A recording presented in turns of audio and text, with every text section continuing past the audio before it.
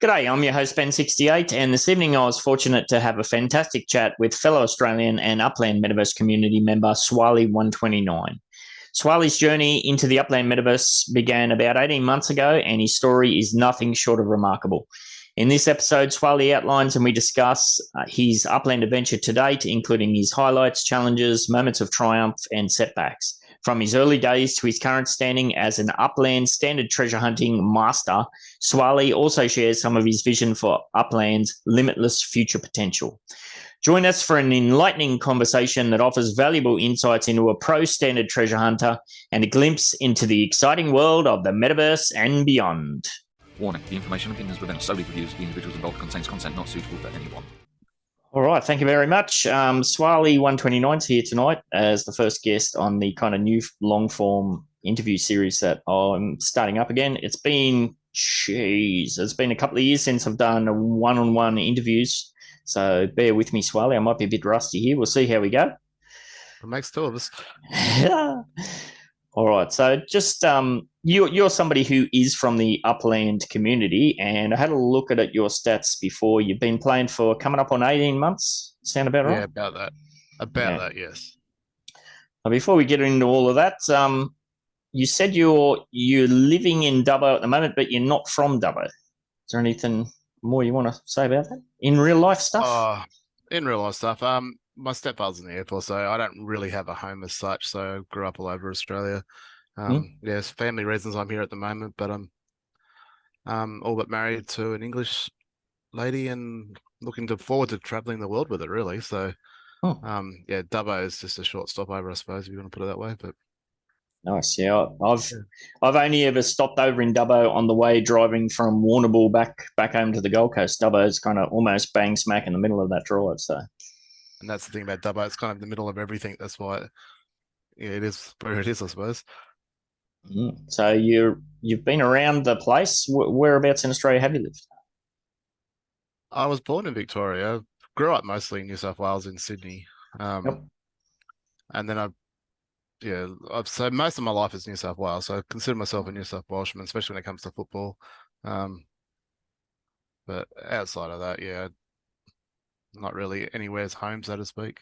Yeah, I was born just over the border in Tweed, so I also go for the Blues, even though I spent most of my life on the Gold Coast, but blue blood.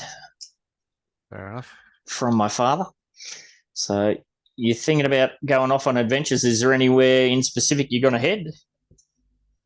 Not specifically. I mean, until about a couple of months ago, I hadn't even been outside the country. So we went back to her home in England in May and for a month and met her family and whatnot, and that was great. Actually happened to be there at the same time as the London meetup. Oh, really? So yeah, so just the timing of it, just obviously wouldn't go over there just for the London meetup, but yeah, for us it was like an hour and a half, 2 hour train trip into London, and yeah, met Dirk and a bunch of the others, and it was a great night. Actually, it was a really good night. That's sweet. Yeah, but I get the invite to the chief executive dinner every year, and I'm like, yeah, that's a hell of a long way and a lot of money to go for a free dinner. I'd love to go to Vegas every year, but yeah, same still. I don't have that sort of cash to fly. I mean, if I lived anywhere in the States, I'd be there every year, but yeah. Yeah, it's hell of a flight, and realistically, I'd have to have a full week off work to make it worthwhile, and I'm not just going to say, see you later, wife and kids. I'm going off to gallivant around Las Vegas. So, well, my missus plays Upland as well, so we'd go together, obviously. But yeah, it's just the cost. Yeah, the cost and time is just way too much. One day I'll get there. I'll definitely get there for at least 1 year. Yep. But yeah, I won't get any of these multi-year badges and stuff like that, which is is what it is. Yep. Oh, we do know that Upland loves to support the home base, shall we say? And I've been whining and complaining about spreading the love down our way for years and years and years. Not much luck to date. Would you be willing to travel like in Australia to go to if there was a big meetup in Sydney or something like that? 100%. I honestly thought they were going to release Sydney for the Women's World Cup. So I thought that was going to happen. I mean, Sydney for me is only a 4-hour drive, but 100% I'd go Melbourne, Brisbane, whatever, wherever they had the meetup and whatever city they released. But whether Upland do it, I mean, I'd like to think that there's enough Australian players that we could have our own meetup, but Yeah, well, I believe that's what's happening with the there's one in, I'm going to say Holland. Is that correct? There's a Dutch meetup Uh, or something. Belgium. Desjack's. I did say something like that. Amsterdam, was it? Yeah, so it's somewhere over there that I'm not sure if Desjack and the community organise that, but there is avenues available where if you want to set something Yeah, up, like Upland will support you to do it. So I'd say Lily would be all over that. yeah, well, I have to wait and see. But yeah, yeah, I'd be willing to travel to Sydney. That's only what 50-minute flight from here, I think. So something like that be doable. Yeah, Or you can come. They can all come to Las Vegas in Australia. It's pretty much the Gold Coast, isn't it? Gold Coast or Brisbane, well, exactly Brisbane, right. Vegas. So Yeah. right. So you've been playing for about 18 months, and like I said, I did do a bit of sneaky peeking before. So I'll just bring up your stats just so we can kind of set a baseline for where we're at. So yeah, it says he started April 28th, 2022. Current home address is in Holliswood, which is the Radshed node. Yep, the first YouTuber I came across. So is that how you got mixed up with him? With Radished, yeah. So I first started. It was about 2 weeks, I think it was, after the Queens release when I first started playing. So I happened to just end up being in Queens because it was the most recent city. I don't really know if I selected it or it was just the default or what the story was there. But I found my Block Explorer floating around Queens. So I remember going back and watching a bunch of videos. There was an Australian YouTuber that I was watching initially where it sort of got me into Upland in the first place. Oh, Um, Metaverse Billionaires or something. yeah, so he Yeah, used he to have was a a good different bloke. name. Yeah. But he seemed to have, like a lot of them at the moment, just sort of gone a bit quiet. Yep. So I was watching him actually for an entirely different project, and he kept going every now and again. He'd bang out a video for Upland, and I had come across Upland 12 months earlier, but I looked at it and went, "No, it's not for me." Mostly 'cause I didn't really understand it. So that would have been probably early 2021. So I look at it now and go, oh, if only I just stuck with it just a little bit, and Yeah. because I'd be Yes. so much further along now than where I am. But anyway, it is what it is. So So does that mean you come from a crypto background? Was that your yeah. toy? Yeah. So late 2020, I started getting introduced to crypto at work, and as a result of that, started watching different crypto videos. And I'm sort of a gamer myself, so I started getting into looking into investing in different games. I think that's where I think potentially things could blow up in the future in terms of um think of like if there was ever a Epic in crypto, like the amount of money that would make if Epic Games or something like that. Not suggesting that anything's going to go as big as Epic Games, but I mean, imagine Upland with 2 million users. Like, Yeah. Absolutely. 2 like million active daily users or yeah. something like that. Yeah, for real. So that was you were kind of intrigued by the play to earn aspect. Yeah, so I was looking at different, and especially passive earning. So the other projects I was looking at was, owning NFTs. You'd loan them out to other people who would earn money with them, and you'd earn a cut of that. So stuff like that, and then so that's where I sort of started getting into gaming, and most focus doesn't really change because I do see that potentially with Upland as well in the future. Um, but yeah, by watching Metaverse Billionaire, he kept talking about Upland, and I sort of ignored it for about a few months, and then eventually I started watching a bit more. Like I'd skip the videos initially, and then I'd watch the video just to support him, and then eventually it got me hooked, and I bought my first property, and then I haven't looked back since. Nice. So All there's right. been some ups and downs with it, but such as life. So nothing goes smoothly, but So yeah. So I guess if you're coming into it from the play to earn aspect, we get most of our earnings is in UPX, which is just the in-game currency. Was yeah, it the USD out feature that kind of got you like hooked, shall we say? not really. I sort of the fact that you could earn and grow, like if you didn't want to spend money, you can earn and grow. Obviously, it's a bit slower, but you can earn and grow without spending money in this game. Yep. So it was just that being able to grow and have that for 14% interest that you earn on your properties and then your collections and stuff. I don't know what hooked me initially. I do like that collecting and getting involved in that, but I mean, I haven't taken a single USD out of the game yet and don't plan on doing that anytime soon. Mm. Exactly when I plan to do that? we'll cross that bridge when we get to it. But I'm thinking probably not until the end of 2025, I reckon. Yeah. So, is there any kind of like kind of set figure you're trying to aim towards, or anything like that? What are you up to now? You're just 15 million net worth. So you've got past the executive status. Yeah, in terms of net worth, and the chief executive is so far away, I don't even. It's going to take so long. Yep. Net worth, no, not really. A lot of the YouTubers and big players and that sort of aim for that million UPEX a month type, which is $1,000 a month type income. That would be a good goal. I'm a long way from that still. I think with Sens, I've just ticked over 10K a day, which is a nice little milestone. Yep, absolutely. But it wasn't that long ago when I was aiming to get to 1,000 a day. Yeah, absolutely. You do pick up momentum and speed as you. Yeah, and there's always the faster you grow. Yeah, there's always another number to chase. I remember when I first started playing, and I was like, if I could just get my dividends to like 10,000 UPEX a month, I'll be content. It's just, but then you get 11,000. You're like, oh well, I guess the next thing's 20,000, and then you just keep going and going and going. I remember buying a property early on in Queens. It was in USD, but it was like $19. And I was like, whoa, this is like the most expensive property I own.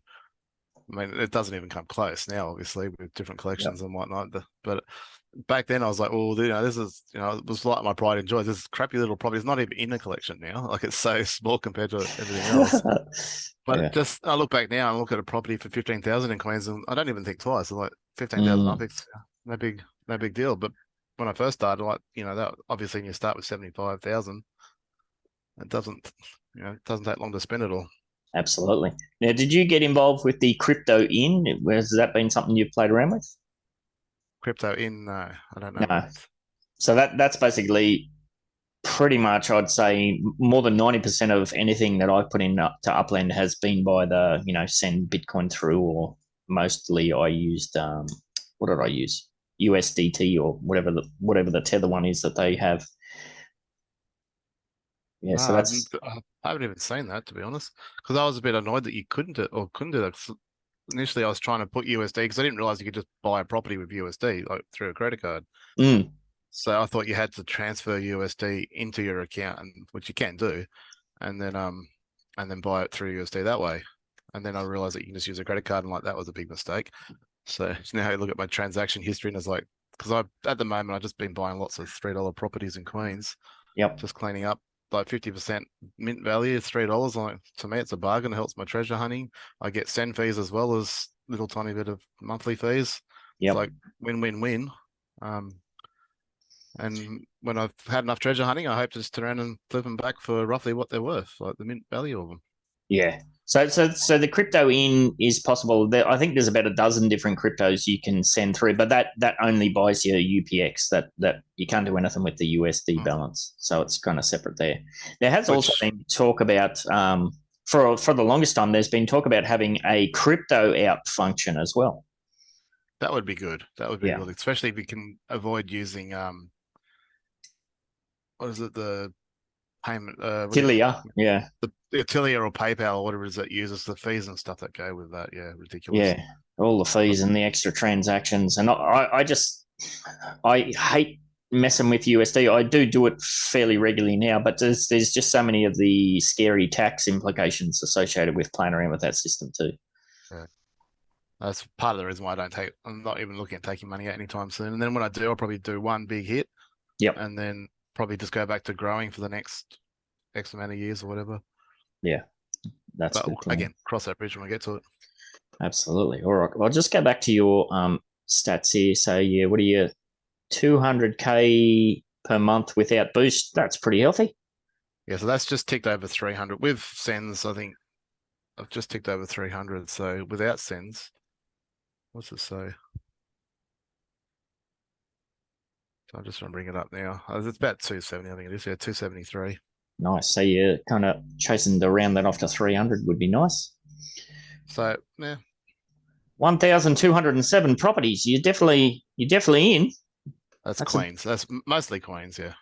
Yeah, I was having a look at that before, and I love your charts here. If you listen on Spotify, we've got the mint net worth and the property's net worth chart, and yours is just tracking up very, very, very close together. Not like mine. Mine's got a massive gap between them.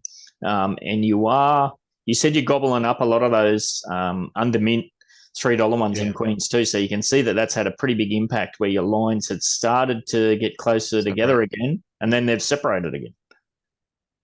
Well, they look like they get closer together with the city releases. So the last couple of big ones with London and Tokyo, I've spent like 1.5 million UPX. Yep. So that seems to close that gap when you do that, and then obviously they start separating after. Nice. Um, Yes, and looking at your city chart now, you're all about the Queens. Holy moly! yeah, so Queens with treasure. I mean, people keep selling them at less than half price USD. To me, it's just a no-brainer. Like, I believe in the game long term, so to me, it's a no-brainer. It's not money that I need for day to day. Like, I don't spend money that I can't afford, like they always say. I mean, Upland disappeared tomorrow, I'd be pretty upset, but life wouldn't end for me. Yeah, well, you're just not putting in more than you're willing to lose, as they say. Well, that's it. So, I did have a sneak peek before too. You don't have a director's block explorer? You haven't applied for that yet? I haven't applied for. I did do one application, which was for basically a baby Yoda, and I figured that probably fell into the public figure thingy, and they knocked it back. So I was like, oh, I gave it a crack. Yep. I just can't. It's like getting tattoos. I just can't choose one, so I don't have one. Yeah, I just picked mine just off on pretty much on a whim. I was just like, oh, that'll do, and went with it. So yeah, I think can be one of those things where you can overanalyze it. And you just paralysis by analysis, as they say. Yeah, that's not something I'm really too stressed about. I mean, I've got obviously get all the different ones. There's nothing that really jumps out at me. I mean, I swap and change all the time anyway, just for something different. I'm always looking at it, several hours a day. So I just chop and change for something different every now and again. But I mean, I've seen other people try and sell their Block Explorer Yeah, I was just going to ask that. Is that something that has ever tempted you, the Block Explorer submission for hire? If someone threw a figure at me I couldn't refuse, obviously I would. I mean, all about growing my account. So a Block Explorer doesn't do anything for growing your account, where if someone threw a figure of UPX or something at me that made me think about it, I'd be like, well, but I can't see that happening. I mean, people try and sell their custom-made ones for 100,000. Whether they sell them, I don't know, but you see a lot of them in the Block Explorer shops. Yeah, it's before the kind of player base kind of had that last big explosion. There was people getting, I forget the specific numbers, but they were making some pretty good bank on, selling the opportunity to apply for their Block Explorer, and there was plenty of people flipping their one-on-ones and getting like sometimes just crazy money. So I think those days are probably past us at this stage, though. Yeah. Well, that's kind of why I went with Baby Yoda. He's pretty popular. Like, everyone loves it, Mandalorian and stuff like that. So, but if I ever did want to flip it, I'd probably get a decent price for like a Baby Yoda. But yeah, I'm guessing they fell into the public figure type calls. I don't know. Even though he's a fictional character, I thought I'd give it a crack. Got knocked back. Yeah, they definitely seem to crack down on that recently too, because back in the day it was just a free for all. People were getting Batmans and Scooby Doos and all sorts of stuff. That's why I tried to do it. I have seen that, but anyway, it is what it is.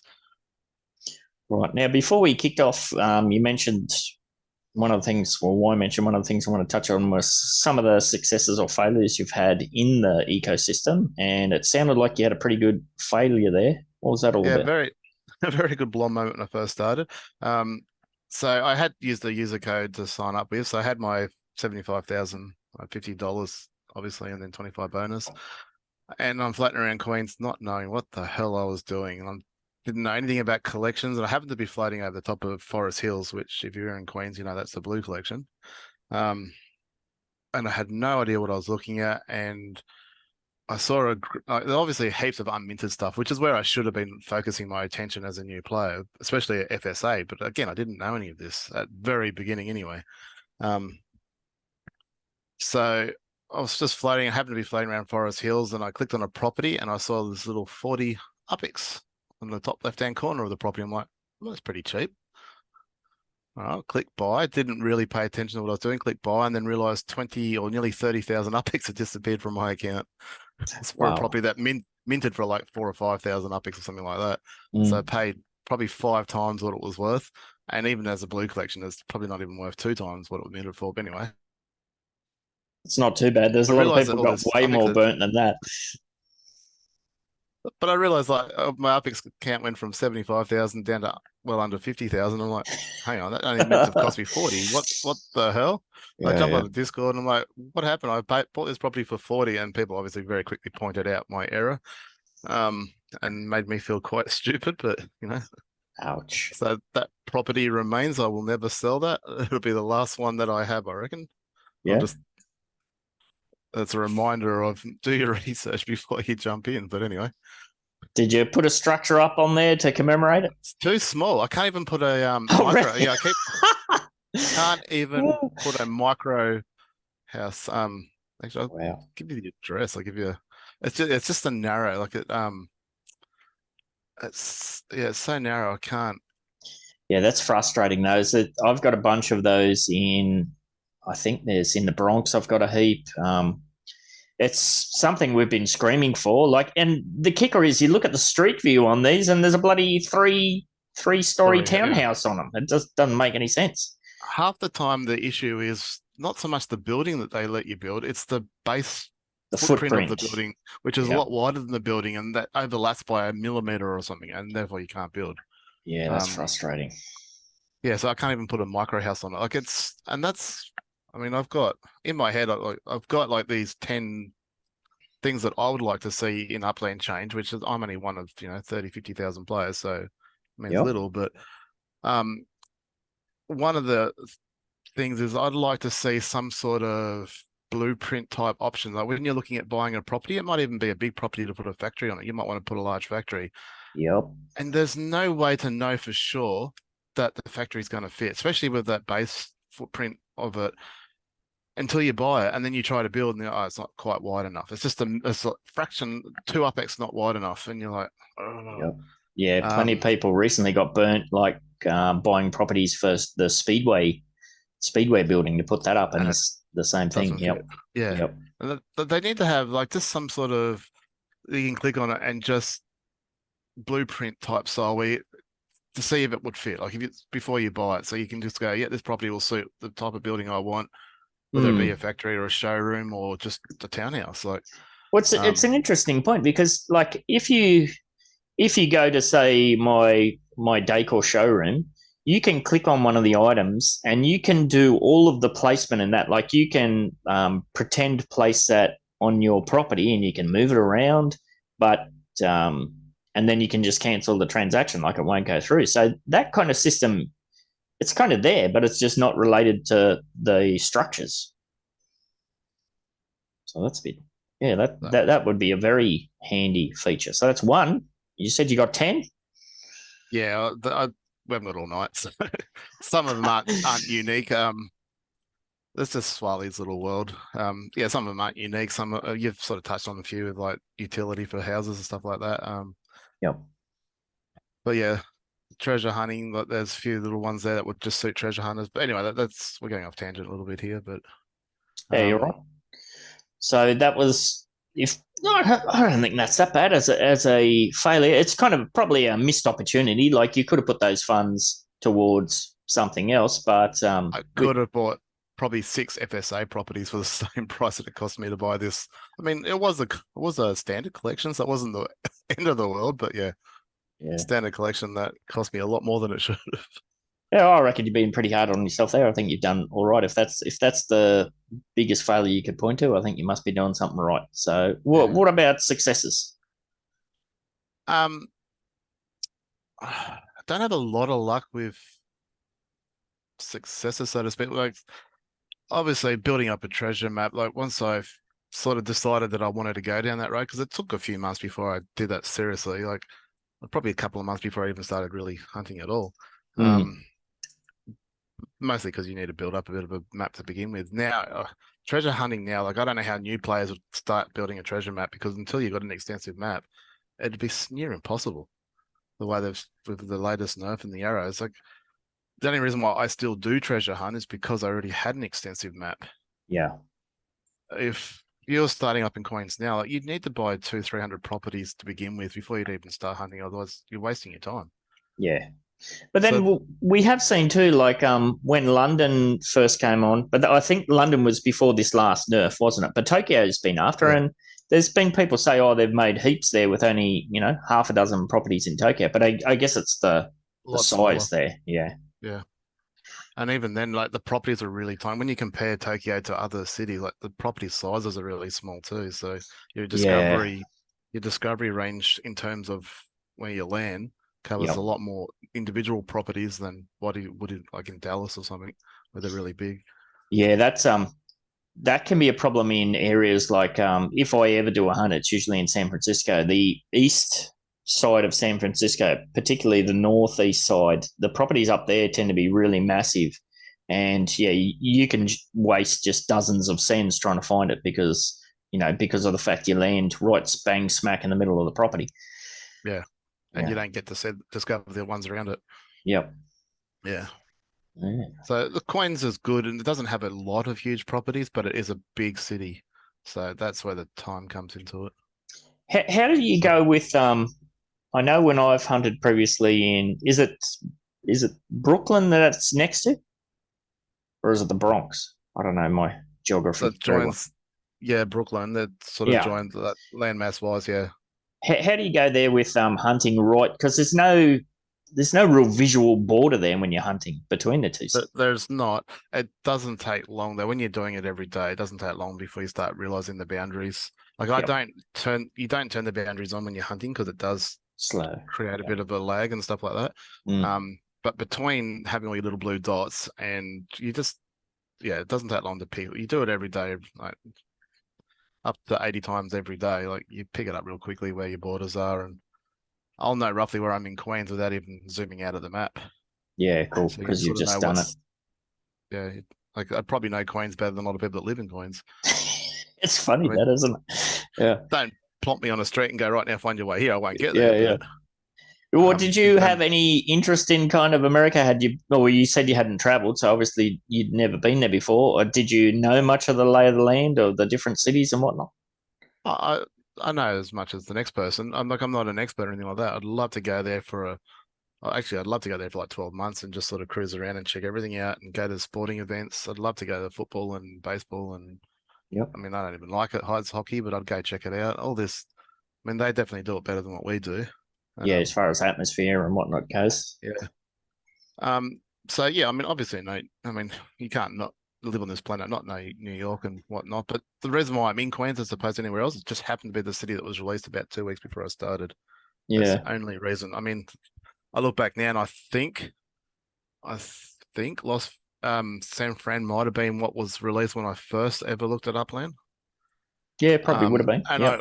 I wish that I had been around in those. I mean, San Fran would be so much better to hunt than Queens. Even the Bronx is better to hunt than Queens, Yep. being a bit smaller, but they're just too expensive to set up a web now, Yeah. being all sold out and whatnot. Where a new player can still probably set up a decent web in Queens today under mint, Yeah, well, until it and sells out. yeah, and that's an option that was never available to us back in the day in San Francisco, though. So there's always pros and cons of when you come in. Everyone says, "Oh, I feel like I'm late." Well, when I started, I felt like I was late. I was looking around the map and seeing people with accounts worth 5 million UPEX, and I was like, I just couldn't fathom it. How could you possibly have an account worth that much on a bloody mobile game? It just didn't make any sense to me. So Yeah, I definitely felt late, but yeah, I mean, but having said that, I was still well and truly before the first international city was released. yep. So I get up at 2 a.m. like you do and Oh go boy. to every single one of these releases and I just try and mint what I can. At very worst, you're going to pick up a city collection. Yep. So for a while there, all I was trying to do was like with all this US cities was just try and get the 3 in each one. So I had each city sort of covered. Yep. There's a couple that were just too expensive. I still don't own any in Manhattan yet. Yep. You can get them under mint price, but they're still like $200 Yeah, they're under mint usually the big price. ones. Yeah, yeah. Yeah. It's all So economies of scale. So that one's still on the wish list. I've mentioned before, I have a rule with property. I won't buy them if they don't meet that baseline. So if you mint a property, that to me is a baseline. If a property is in a 2x collection, I will pay 2x for it Yep. in USD, but I won't pay any more than that. And right now, I think we must be at the low point in the bear market of the crypto, so the low point of Upland, and just a lot of bargains out there if you're willing to look for them and negotiate with people. So, well, I actually noted that down when you said you weren't really thinking about pulling any USD out until like 2025. Or is part of that reason because you've got a crypto background and we know we're at the we've been in quite a bear market 100%. At the moment, so that's waiting for us to get out and on the other end of that. 100%. I can even see from when I first started that Upland has died off somewhat in terms of the numbers. I don't get onto those different websites that show all the stats and whatnot, like some of the YouTubers and that do, but I see them bring that from time to time, and we're doing all right with I think 30,000 active wallets or something like that. It's nothing compared to what it could be. Yep. But no doubt in 2025, assuming the crypto market goes like everyone says it will, people will start coming into money and they'll see Miles ads everywhere again, and they'll probably come along here and throw a few dollars into Upland. And so I do see Upland being very closely linked to the crypto market, even though some players in Discord will argue that it's not a crypto game. And I'm like, well, I'm not going to argue with you because I'll get beat by experience. But yeah, so I think my goal is, if and when we get there, is to really just recover what I put in. Yep. Thereabouts. So I'm basically playing for free, and I don't know what I'll do from that point onwards. But cross that bridge when we get to it. Depends on what Upland do, how well it develops. I mean, I've got a plan A, B, and C, and no doubt I'll end up with a D E and F at some point. But yeah. So I saw an interview with Loyal Doll really early on when I first started playing, where he was talking about he could see a day with like layer 2 games where you have like a driver simulator or a flight simulator game hooked into Upland with the trucks, so you transport your stuff around the country and whatnot. And I just thought the flight simulator, that's interesting. Like people are playing that for free now. Will that ever be introduced in Upland? Maybe it will, maybe it won't. But I'd love to own an airline in Upland, be a virtual airline. What's the right word? Mogul, something like exactly. That. Yeah, and have someone else, fly the plane, like play the game to fly the planes around. Like obviously with city releases and treasure hunting and stuff like that, people are always moving around the city. I could see a day when that could be implemented, whether it ever does or not. And I'm not holding my breath. Obviously, I treasure hunt for the Spark, and I could see a day where I could lease a Spark out and earn a reasonably decent income from that. Yeah, well, wouldn't we love to see that? I mean, well, something that I think would completely change that whole market. Well, look, there's a couple of things that I always talk about. One is like having some kind of dividend boost on your properties if they've been built, like a 5% dividend boost or something. I don't think it would take much, like a little bit of a kickback to give people a true reason to be building. I think that'd pump a bunch of life back into the Spark token. But I think the big kicker would be third-party staking on factories. That'd be the biggest one. So I agree with, and that was one of my 10 thoughts. Swarley's suggestions was the properties, and it needs to go a little bit further. If you just had a building, obviously everyone would just whack up a micro house on a large property just to get that extra bit of boost. Which kind of defeats the purpose. So it needs to have some sort of range or something like that. So like a micro house would give you a 0.5% boost or something like that, where an apartment building would give you, and it also give you an incentive to buy bigger properties as well. Like it's really hard to flip big properties because people don't want to spend that extra money. Yeah, that's a good point. If a bigger property can obviously house a bigger building on it, then you could get bigger rewards from it. So. Well, there is that mechanic in play because, we do know the apartment building has, 8 living units or something? 8 or 10 or something like that, which I've never understood. To this day, I still don't understand what that means. Well, it's one of those things that it was always supposed to have been tied in with the rental system that was supposed to come on board. So, technically, if you had an apartment building, you could rent that one property out to 8 different people. Whereas if you put a townhouse on there, you were only going to be able to rent that to 3 people, or a small townhouse, you're only going to be able to rent that to 1 or something. So that was always the reasoning. I had heard about people talk about renting, and I wonder if that works out with treasure hunting. Like, can you rent a bunch of properties in a city? Because obviously now they have the dynamic treasure hunting where it's only in each city for a week. Could you rent out a bunch of properties for a week to help create a web just temporarily type thing? And well, that's what it was supposed to be all for. A lot of that, of course, was community speculation. So it was kind of that aspect, and it was like you just spoke to it yourself there. Like, say there was some big massive event that was happening in Manhattan. Well, you want to get involved in that, but you don't necessarily want to spend the 70,000 UPEX to buy a property there. Well, maybe you could rent it for 4,000 UPEX for the week or something like that. So yeah, that was always the thinking. It wouldn't even need to be that much because Yeah. consider how much they earn in their yield. So it wouldn't. You'd be talking hundreds at the most. Yep. But times 8 if it's an apartment building. Yep. And I wonder how, like, the expansion of the racing system. We've got the URL Racing League, and there's a bunch of other racing leagues. They're starting to put out more and more kind of focused content around the racetrack, and there's all of these, layer 2 experiences tied in with that. I wonder if layer 2 is going to take that over as far as some kind of rental system to being able to, live view some of these races. It'd be like the Gold Coast V8s or something, isn't it? Where people are out in their balconies watching the race. I did that for many, many years. Yes. Yeah. Many stories that I could never share. It is one of the interesting parts of the game, isn't it? You just don't know where they go. Like, even Dirk, even when I met him, like, obviously very cagey, won't tell you much. It'll ask you what you think's going to happen. Then interesting, but won't really give you anything. Like, obviously, I mentioned I thought, because this was going back in May, I thought Sydney was going to get released in August with the Women's World Cup.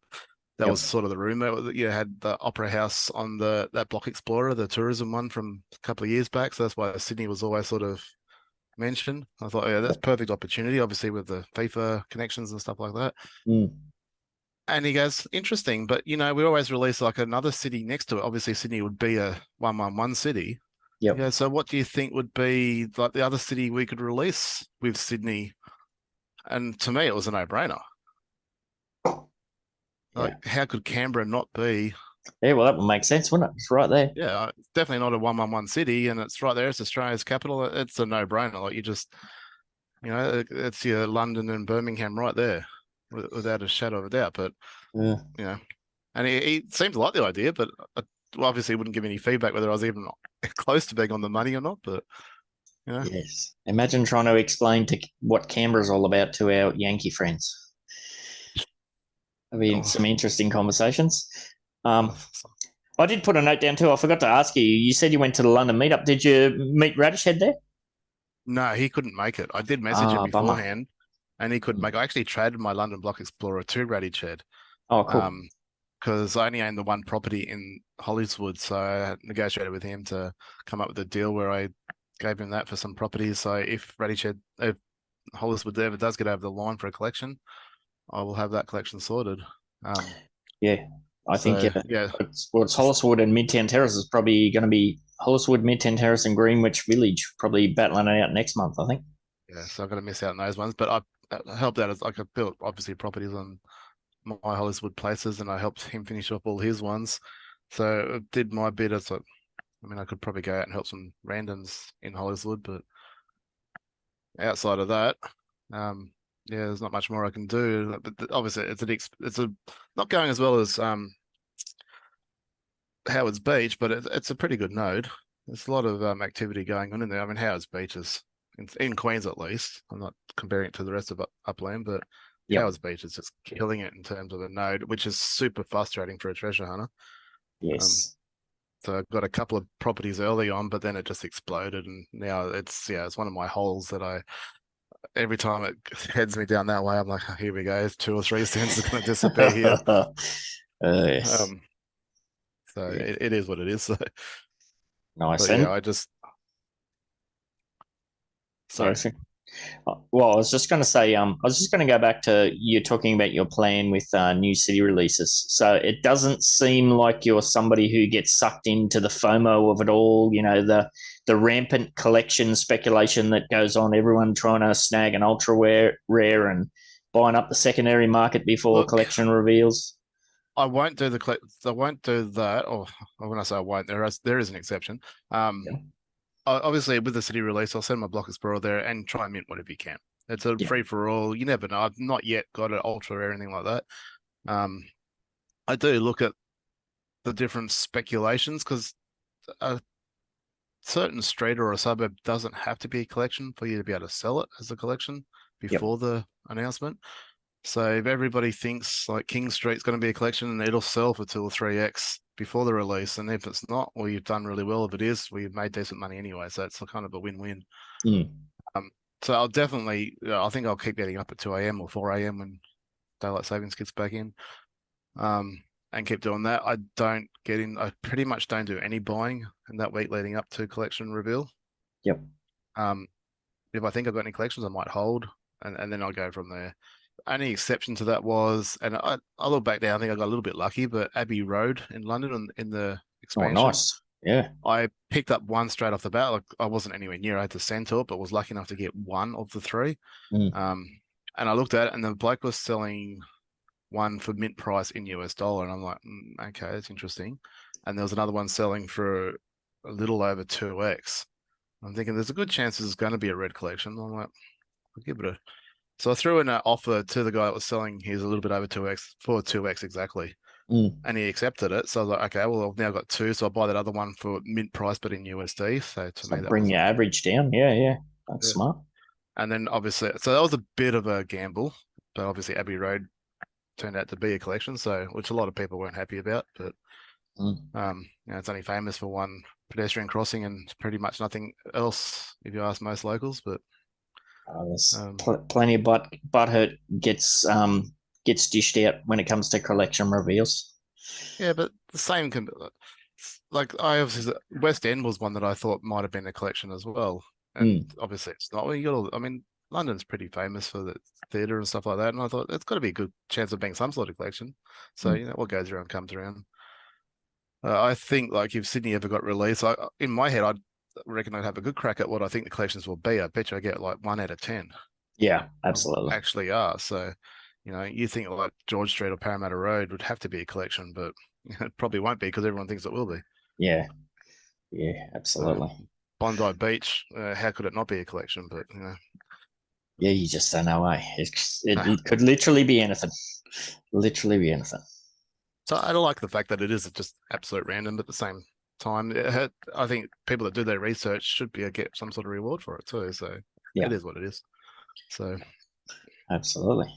But yeah, as you can see from I don't go and buy over mint price or anything, as you can see from my chart.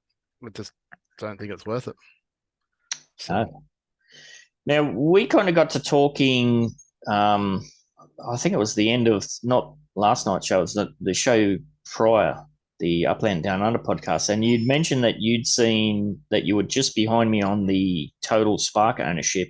And I'll catch you this week. I love it.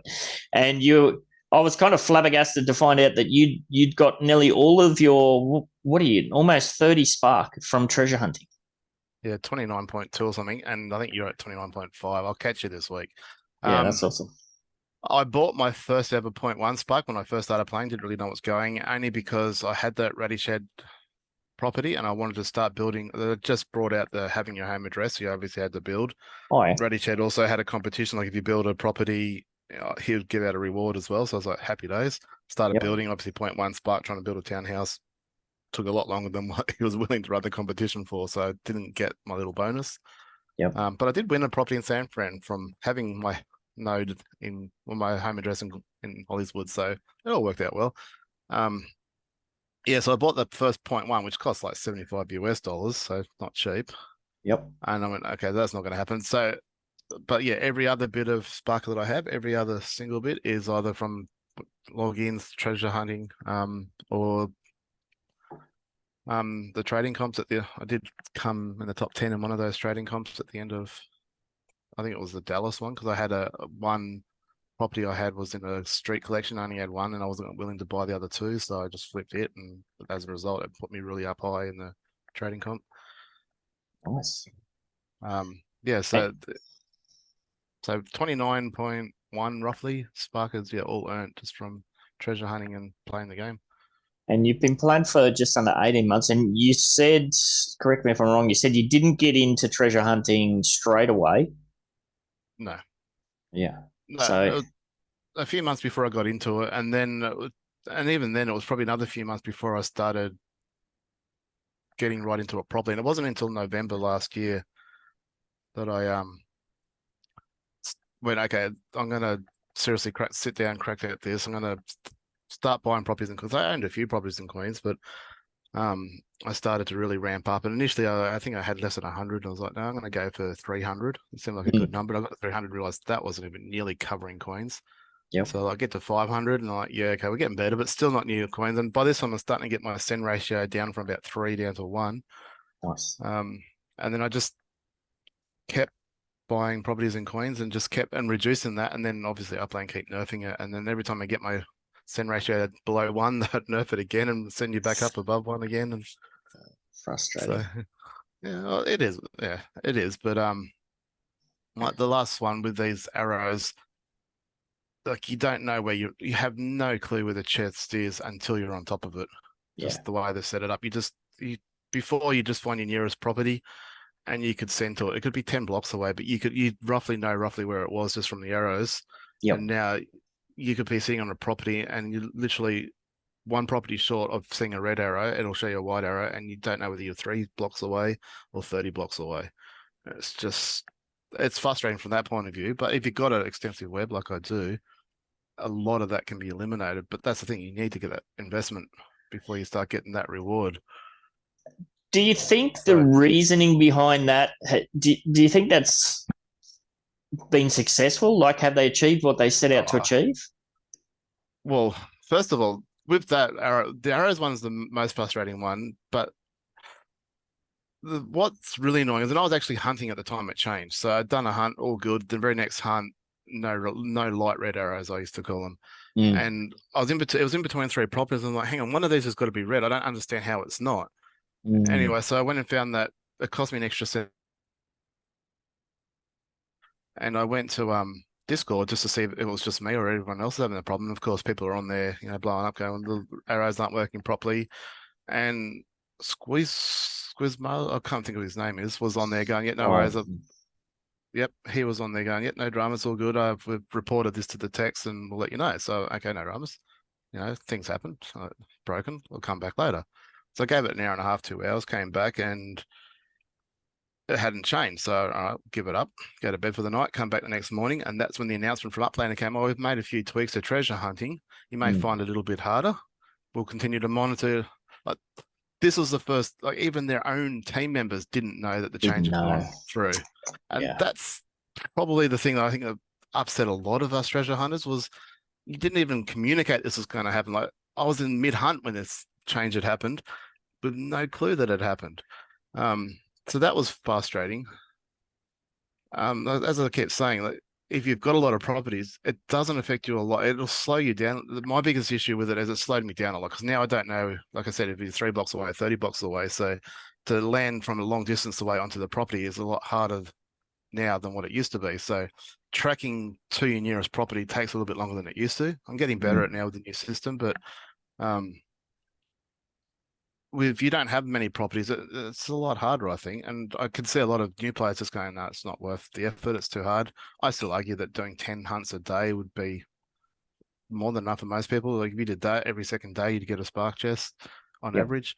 And I think not super profitable, but you'd make a little bit of profit out of it without putting the time and effort that I put in. But yeah, well, you've definitely gone gangbusters here. So what did we say? You got 964 properties in Queens. So I guess you got to be gunning for the 1,000 rounded off, surely.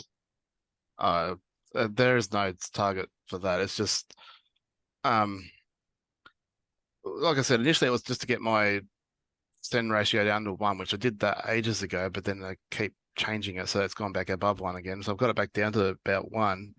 But then once I got my send ratio down to 1, it was about trying to get my speed, how fast it took or how long it took me to get it done down. Because at the moment I'm spending between 4 and 6 hours a day doing it, and it's just too much. Like I said to my missus how you do it ages ago. Yeah. Well, I only work part-time pretty much, so I've got the time, and I watch telly with the missus, stuff like that when I'm playing. So it's not like I've dedicated like those hours and I'm not doing anything else as well. But it was all about trying to, if I could do 2 stints of 2 hours in a day just to get it done, that would no, that was sort of a goal, and I can't do it now. It's just as the efficiency loses. If I go with speed, I lose the efficiency. So Yeah. it's sort of which one do I go with? So the more properties you have, the more efficient you can be with it. So it's more about that. If I can get it down to a time that I think I can't get faster, even if I wanted to, that's probably when I'd stop buying. But Yeah, well, it's definitely something the that's people worked keep out. selling them at half price. Yeah, absolutely. Well, it's definitely something that's worked out very well for you. Like, obviously, you are putting a lot of time, effort, and energy into it. But I was wondering if you could bring up that sheet that you were showing me earlier that just really shows like what's possible as somebody that came in, pretty much just set up this all from scratch, and you've really focused in on Spark. It's something you're as I said, you're putting time and effort into. You're really focused on getting the Spark now for that kind of long-term goals and play. Yeah. So obviously Spark is very underutilized at the moment. yep. I do really, and that's what I'm banking on, that changes significantly in the future. I mean, I thought it was going to change with manufacturing. Obviously, it hasn't happened yet, but who knows? Yep. Like I said, it's a long shot. Whether they bring in airlines and stuff like that, it's a long shot. I assume you're going to need a lot of Spark to run an airline. Obviously, refueling, repairs, all that sort of stuff. Whatever they come up with something like that it would be amazing. But outside of that, just renting Spark out, I think, would be a very profitable, potentially anyway, profitable prospect. But if nothing else, I'll just continue to build properties on my houses. Buildings on my properties, and go from there. But Yeah, absolutely. so, So you want to run us through this? all right, so I only started keeping my stats back in November. So obviously, it already been almost a year in Upland. So that was about when I started to seriously focus and go, right, this is not really a game. I don't do treasure hunting for fun. Upland themselves said it's more of like a part-time job, and I agree with that. Not in terms of an income for each week. I can't, pay my electricity bill with it. Yep. But I do look at it as a job. I even said, joke to the missus, "Yep, going back to work now. I was going to do another hour of treasure hunting." Does she say, right, I'll see you later, or does the eyes roll? Look, I'm sure in the back of her head it rolls, but no, she's super supportive, which is fantastic. Well, you're lucky to have a partner that actually plays the game. That's awesome. So she did do a little bit of treasure hunting herself initially, but then it's sort of she started getting bored of it. I think before the changes, and the changes was like the nail in the coffin. yep. So it's like, she got herself up to about 5 Spark, and there's like, no, that'll do. Now she just really does the city releases, so I'll wake her up at 2 a.m. And she'll come out and she did quite well with Tokyo actually. She Nice. doesn't have the same bankroll that I do, but she had a couple 100,000 and bought like 13, 14 properties or something, and Sweet. and flipped a few and got back close to where she started, was still owning 12 properties or so. She's certainly not hardcore like I am, but so Yeah, that's good. So November 2022, you were on. Is that you were on 8.3? So you picked up 1.5 Spark in the month. Whew. In the first month I started recording it. So yeah. So you can see that amount of Spark steadily increased as I got better at hunting, as I got more properties. Like you might hunt like with any sort of sample size or data or stuff like that. The bigger the sample size, the more accurate your results are. And everyone knows that your Spark chest is roughly 1 in 20. It doesn't mean that every 20th chest you open is going to be a Spark chest. I have had 3 in a row. Nice. But if you get 3 in a row, that means you owe Upland 57 searches at some point. Well, actually, it's funny you say that. When this whole standard Spark hunting first came along, I believe I got over 120 hunts. I was recording it, over 120 with 0 Spark chests. And I figured, I must be somehow shadow banned because I got airdropped too many, because there's people like getting all this Spark, and I've done 120 hunts with nothing. So I'd give it away then. I was like, I'm out of this. So like I said, the larger the sample size, the more accurate your data is. And so this is just like a summary of each month. So down the bottom here, you can see since I've recorded, I've opened nearly 22,000 chests. That's crazy. of Yeah. which nearly just over 1,000's been Spark, or 19.93. Actually, and before last month was a good one. Before last month, it was 19.99. Mm. So every hunter knows there are good days and bad days. Some days you'll just hit, 1 in 10 chests will be Spark, and other days you'll search 80 and get none.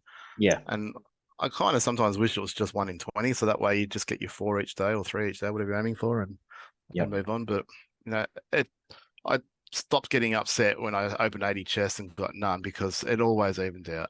It's going to swing back around. Yeah. And you only get that perspective by doing what you've done here.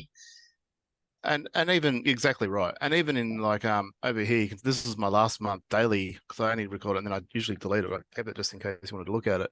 Yep. So each day daily profits, I started off really good last month with 20K almost, 15K. 15K. So obviously that straight away told me I'm going to be in for a few bad days, which wasn't that bad. I mean, 5,000 before one of the nerfs, 9,000 was your bad day, but it is what it is. Yep.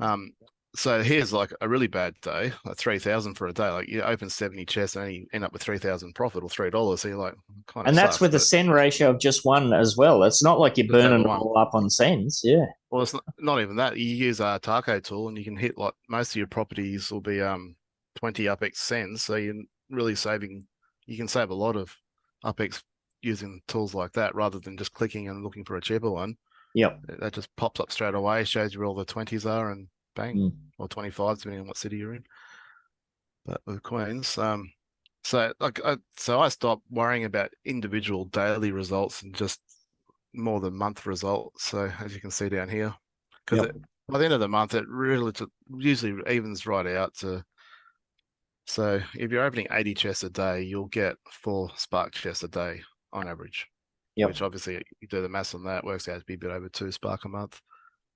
But that's great. Fair time investment, which I won't be doing forever. My initial goal was 50. We'll see if that still stays that way. So as you can see over here, I sort of plan to get to about 50 by October 2024. Yeah, that's good. By the end of next year, so which is still 12 months before I think the next bull run in crypto. So we'll see what happens. What's your record month there? Is that 2.5 in June? Is that the record there? Oh no, 2.660. Yeah. Sorry, I missed that one. Just last. It's always increasing. Like as the efficiency gets better. So as you can see down here, my average chest for August, they were going up. But then you get like these nerfs, like the arrows and stuff. So it takes time to adjust and learn and get better at it. But so August was the first month I actually averaged over 80 chests a day. And is that what that red highlight is there? The 2 nerfs that came in, the 2 major nerfs. Yeah, that'll be introduction and removal of the most useful arrows. So that light red arrow was, I think most standard treasure hunters, or even treasure hunters in general, but would use that light red arrow is like indication that you're nice and close now. Yeah, well, that was the main triangulation tool, wasn't it? Was to get that, to find that light red arrow. Well, you didn't really, I don't think you really triangulated in the old system. You just find your nearest property and you shoot from there. And more often than not, you could get, with a couple of clicks on the properties around it, you knew your distance and you could just shoot and hit it. Now you do have to triangulate, especially if you don't get a red arrow. If you've only got white ones, you've got to find, and you don't always have 3 properties. Even with 900 in coins, I still don't always have 3 properties near a chest. But you've got to hit 2, 3 different, and that's where I say the time comes back into it. Like I lost a little bit of efficiency when they brought this in. I've adjusted for that, but at the time, it probably added another 20% of time that took me to get back to 80. So I'm slowly working on getting that back down again. But yeah, like I said, it's frustrating. Most standard treasure hunters, we weren't happy. They tried to say it was to stop the cheating in competitive treasure hunting. I personally don't believe that, but it is what it is. But the silver lining into this is, well, if treasure hunting is so much harder, and I've seen an influx of properties come on the market in Queens, I don't know what other cities are like, with well under mint. Does that mean other treasure hunters are going, I've had enough of this now, it's all too hard? New players are going to find it hard to treasure hunt. Like, to me, that's going to make Spark a lot rarer in the future. So it's kind of people abandoning their treasure webs and just cashing out of them. Yeah, I think there's a little bit of that. I don't think there's not necessarily a lot. I mean, some people are here for the long haul, but there Yeah. could be a little bit of people just going, you know what, I've had enough of treasure hunting. There probably is a few people. I was pretty upset with it at first, but I got over it eventually. I'm still not happy with it, but it is what it is. You got to adjust and adapt and overcome type thing. So Is there any specific reasons why you've pursued the standards rather than going for the competitive angle? yeah, okay, that's a good question. I did look at that, and I very quickly, when I was starting to play around with the treasure hunting and stuff like that, I very quickly realized, because you can look at the history of the competitive and you can see who's winning and how much it was, stuff like that. And some of those prizes were crazy too. One of the first ones I saw was like 280,000 upics. Yep. I was like, for one treasure hunt, I'm like, wow, that's amazing. So I can see why they nerfed that. Yep. But I very quickly realized that there was the same, half a dozen or so players that name just came up every single time. So it's like anything in the world. It doesn't matter how good you are. There's always someone that's better. Well, there's I don't know if you know, there's people like Russell Envy who famously used to put his phone in the freezer for like a minute before the treasure kicked off and all sorts of crazy stuff. So, and that's it. And the little tips and tricks that they know. And there was one bloke that I saw always pop up in Queens, and I actually contacted him in Discord and said, mate, how do you do this? Like, how are you so good at this? And he actually gave me a few tips and stuff like that. Oh, that's good. So, which was, I mean, most of the Upland community is like that. They will help you. They won't try and hold the secrets for themselves. And there's certainly some things that people won't pass on, but for the most part, most of people will talk to you and share some secrets and whatnot. But so first of it was, okay, I'm competing against other people, and it's only going to get harder. Like, people are going to get better and understand this, and to me, it was like, you know what, it's wait till a chest spawns and then go for it, and be one of 20 or 30 people going for it and stuff like that. And especially once they nerfed it, it was just not, to me, it's not profitable. Yeah. So I went, okay, that was one reason. Two was, and I don't know this for sure, I only suspect this, and certainly see it when other people, like on YouTube and stuff, when they bring up their Upland on their screens and whatnot. And I don't know if you experience this, it might be a Dubbo thing, country New South Wales. But the time when I click on a property for it to populate, like the colors and all that come up, whilst it only seems like half a second to a second, I'm sure it's a lot slower than what it is for like the US-based people, because I'm assuming we're a lot further away from the server that runs the game. Yeah, and there's that well, I was just going to say, there's a lot of tricks as far as there's certain things that you can turn off in your, your Google Chrome settings and turn them on, and yeah. So, but even things like that half a second, and anyone that's done any treasure hunting, competitive treasure hunting, knows what the dang notification is, and that's painful. So when you get that, you're like so close, and you think, well, if I was in America instead of Australia, I wouldn't have got the dang. I just would have got the treasure. But so I just thought it's too competitive, it's too hard, and yet and that was before they made it dynamic. So that's the other thing about dynamic treasure hunting, is now you need web in like different cities, where I just need one in Queens. And to be honest, I think even with the nurse, it's still more profitable, I think, to standard treasure hunt than it is to competitive treasure hunt, because you got 5 minutes. Now, if I was trying really hard, I'd probably find almost most of my treasures in under 2 minutes. In Queens, being a larger city, if it was San Francisco, I reckon I'd probably do it in under a minute. And there's treasure hunters out there that are doing 200 and 300 chests a day. So that's why I say I'm nowhere near the top of the tree. That's mental, yeah. Even at 1 minute a hunt, that's still 5 hours. And like, I don't think you can do it in even the smaller cities in 1 minute, but on average. But how they're doing 300, I don't know. But they're getting half a spark a day almost, some ridiculous amounts of spark. Well, I guess the standards, you're putting your future in your own hands, aren't you? Your destiny in your own hands. It just becomes a maths game, and it doesn't have that same frustration element, especially if you've done, like, most of the major treasure hunters do some kind of thing like you do, where they track it all. So if you understand the math, you're going to appreciate that you're going to have good days and bad days, where if you're doing the competitive hunts and you get danged 2 or 3 times in a row and you've been sitting there for the last 3 hours trying to get one, that's where the frustration really kicks in. Yeah. And then the third reason, and I realized this really quickly as well, is I wasn't confident. I think Upland confirmed this with the latest nerf to treasure hunting. I wasn't confident there weren't people cheating the system.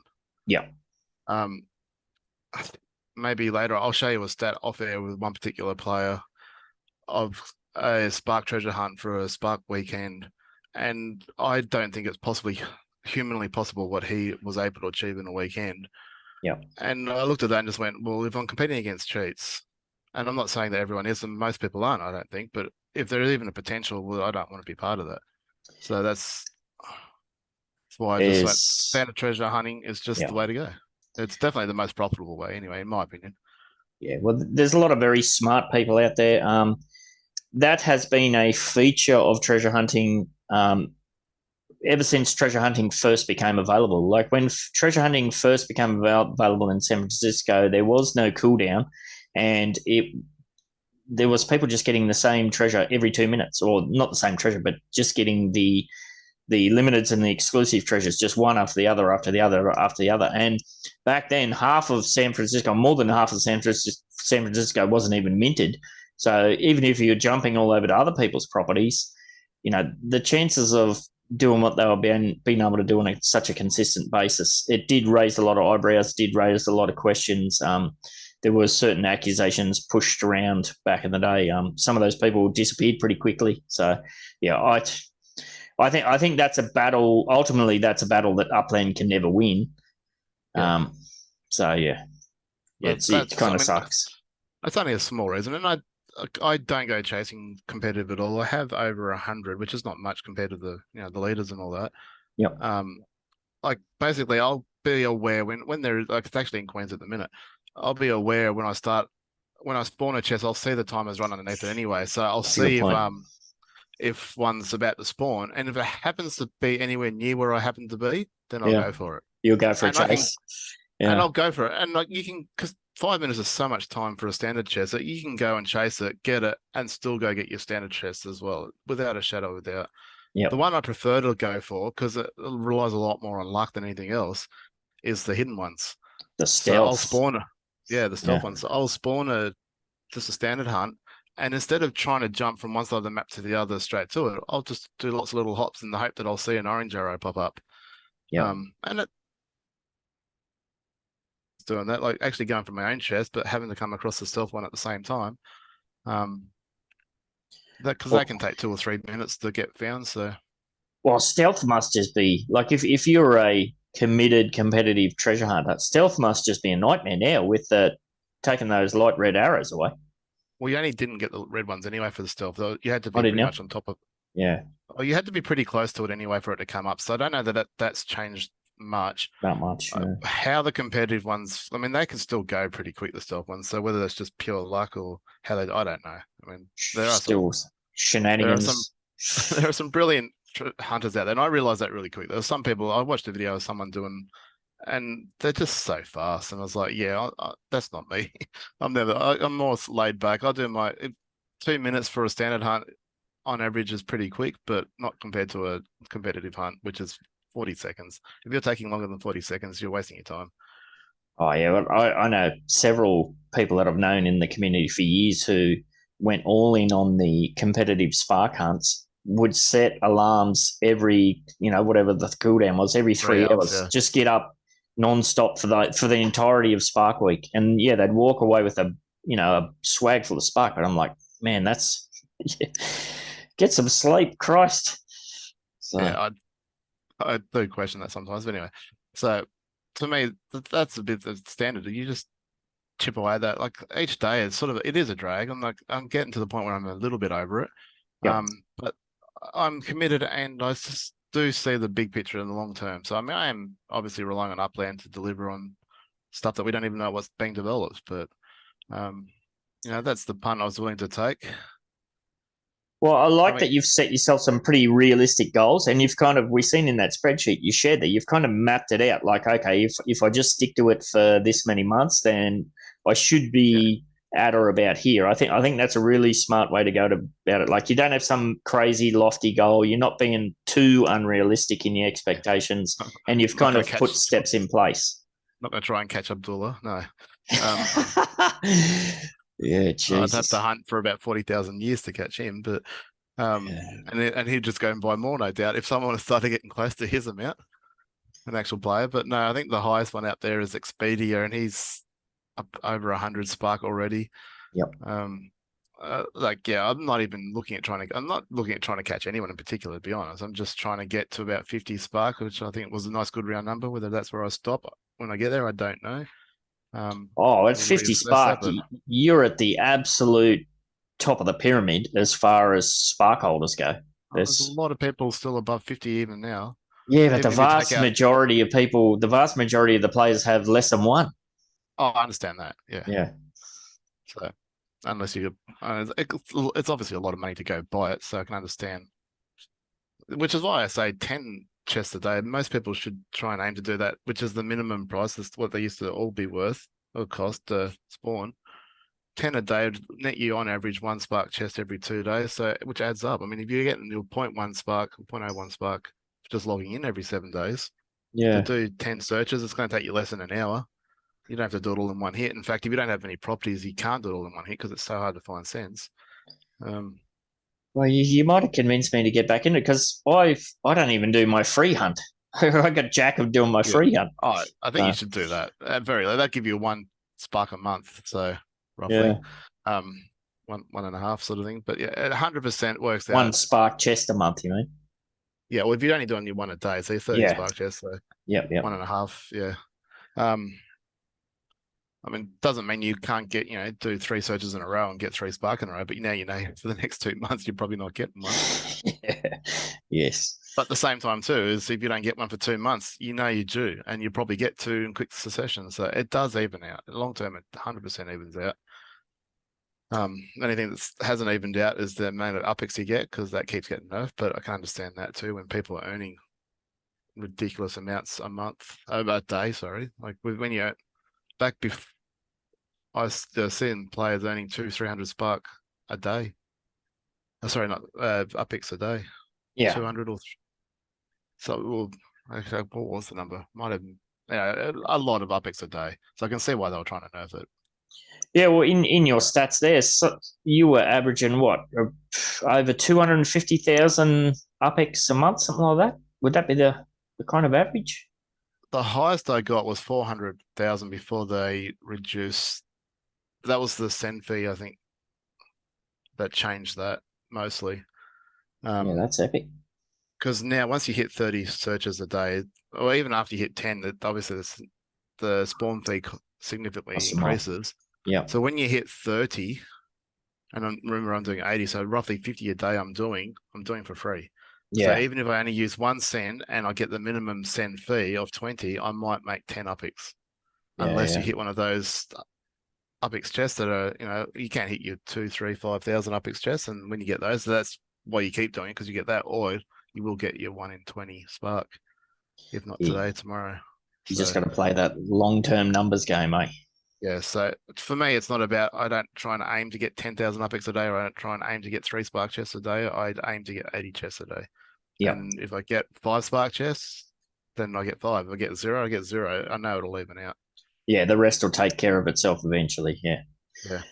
All right. Well, I think it's brilliant. I think you kind of tried to downplay what you've done there a little bit. I think what you've done's epic. I think it's anybody who's out there and wants to get involved with that sort of thing. I think you're a prime example of what can be achieved if you set your mind to it. So I think it's awesome. You've mentioned a couple of future goals there, like running an airline and getting to your 50 spark. Is there anything else on your radar as far as where to next or future goals, plans? Where to next? No, at the moment it's just about growing. Like I'd like to see a lot more layer 2 and games like that involved, but that'll take time. I mean, we're at the very, very early stage, I think, of all that sort of stuff happening.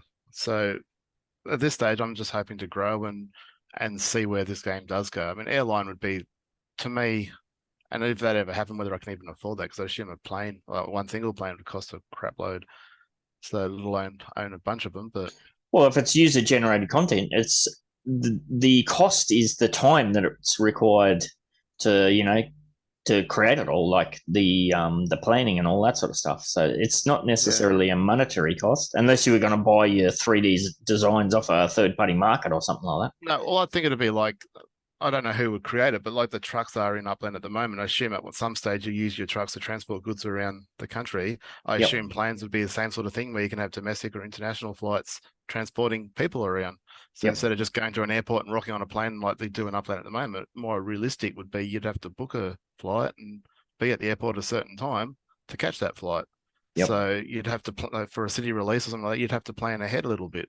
I mean, not to the extent the real world does, but anyway, where this game goes, like the sky's the limit. What they do with it, I mean, obviously, it's not that easy to build, but I'd love to see games like that sort of. And I do see a potential that a future person could say, "Yeah, I'm a virtual airline pilot in Upland," and they could probably earn an income from that to pay their bills. Like maybe not living in some of the countries where bills are really high, like Australia or whatnot, but there's plenty of countries where $100 a week is a lot of money.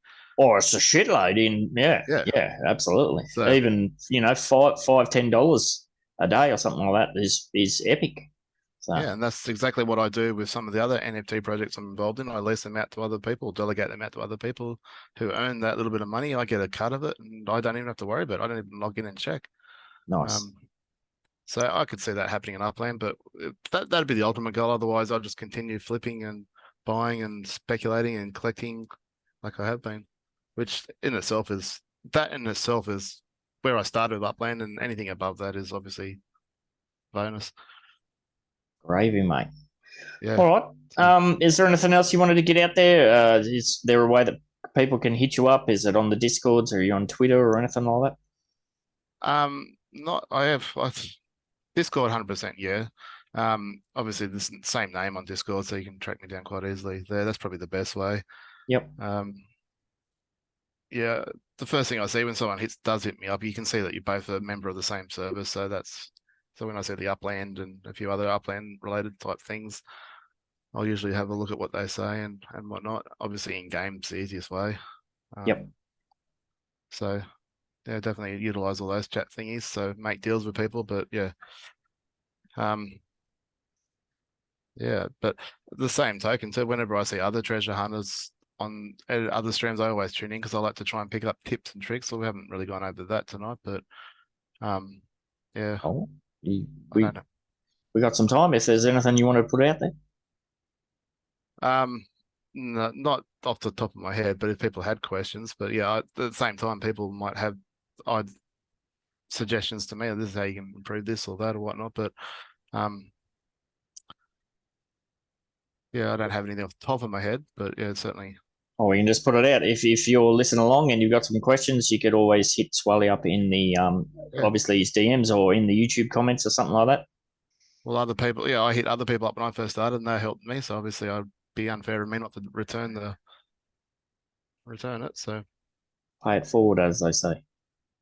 Yeah, exactly. All right, mate. Well, I really appreciate you jumping in and having a chat. And like I said, I think it's very inspirational and awesome to see. Too easy. Alrighty. Thank you for having me. See you later. If you have an Upland, NFT, or Metaverse product, service, or event to promote, or you're just someone engaged in Web3 who'd like to have a chat, send me, Ben68, a DM on Discord, or drop a YouTube comment to discuss and secure your spot. This Meditainment production is brought to you today by the Samurai Aquatics and Decor Metaventure. Scan that QR code or click that link in the description and dive yourself headfirst into the Samurai Aquatics Discord server to pleasure your peepers on our current and future range of outdoor decor.